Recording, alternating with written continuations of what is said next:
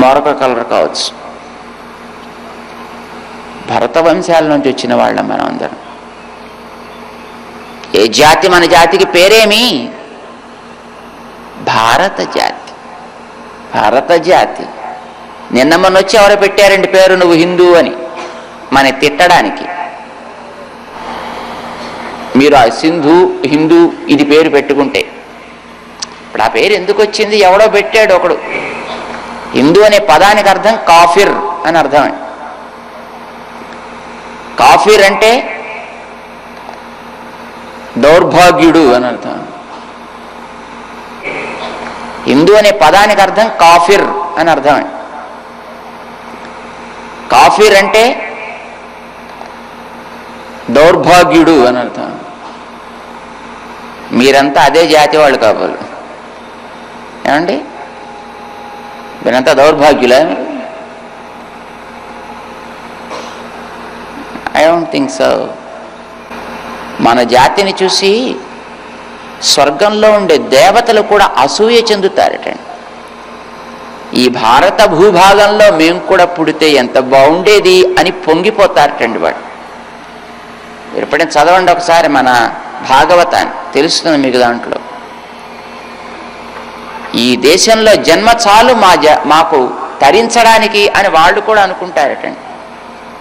అంత గొప్ప జాతి నీదైతే, అంత గొప్ప భరత జాతి నీదైతే, ఎవడో వచ్చి కాఫీర్ అని పేరు పెట్టుకుని దాన్ని, అవునండి మా పేరు మీరు తిడుతున్నారు కదండి. మేము ఎప్పుడు చిన్నప్పుడు పాట విన్నామండి, వెధవాయను నేను ఉత్త వెధవాయను నేను. ఉదవాయనో చవటాయనో ఏదో పేరుంది.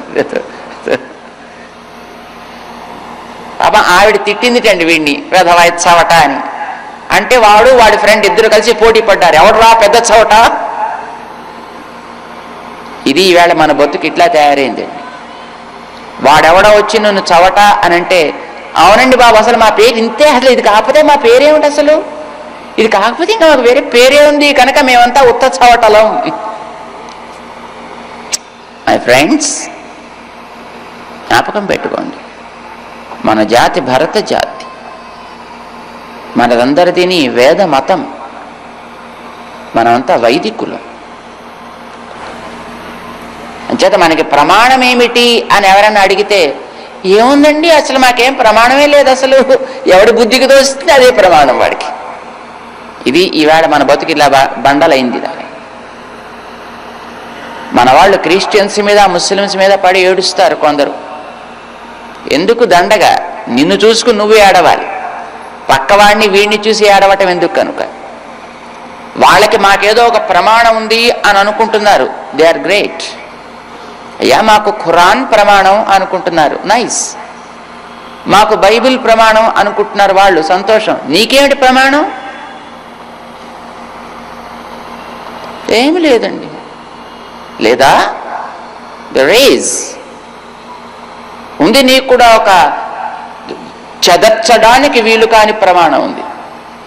కరిగిపోకుండా నిలబడ్డటువంటి జాతి మతము మనది, వైదిక మతం, భారతీయ జాతి అని మనం అంటామండి దీన్ని. అందుకే ఆ వేదాల గురించి కొంచెమైనా మనకి తెలియాలి అని ఈ ఉదయం పూట దానికి